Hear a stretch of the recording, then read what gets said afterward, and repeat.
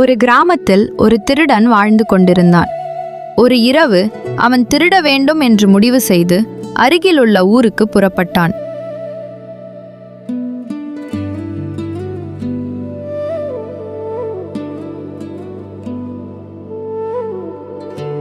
அவன் வயலின் நடுவே சென்று கொண்டிருக்கும்போது திடீரென்று ஒரு மனிதன் அங்கே நின்று கொண்டிருப்பதை பார்த்தான்.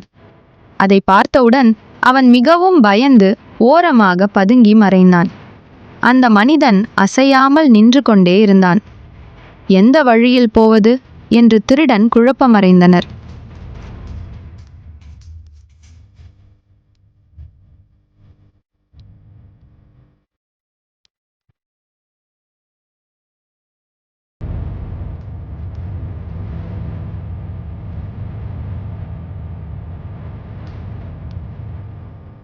நெடுநேரமாகியும் அந்த மனிதன் நகரவில்லை.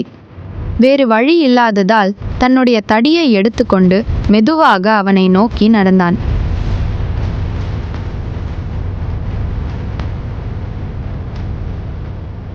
சற்றும் தாமதிக்காமல் அந்த மனிதனை தலையில் பலமாக அடித்தான்.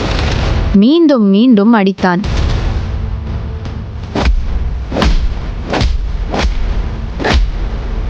ஆனால் அந்த மனிதன் எந்த சத்தமும் போடவில்லை.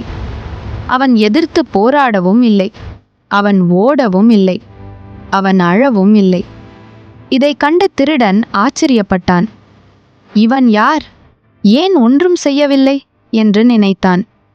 அவன் அருகில் சென்று மெதுவாக அந்த மனிதனை தொட்டு பார்த்தான். அப்போதுதான் உண்மை தெரிந்தது. அது மனிதன் இல்லை, மரமும் இல்லை. ஒரு சோள கொள்ளை பொம்மைதான்.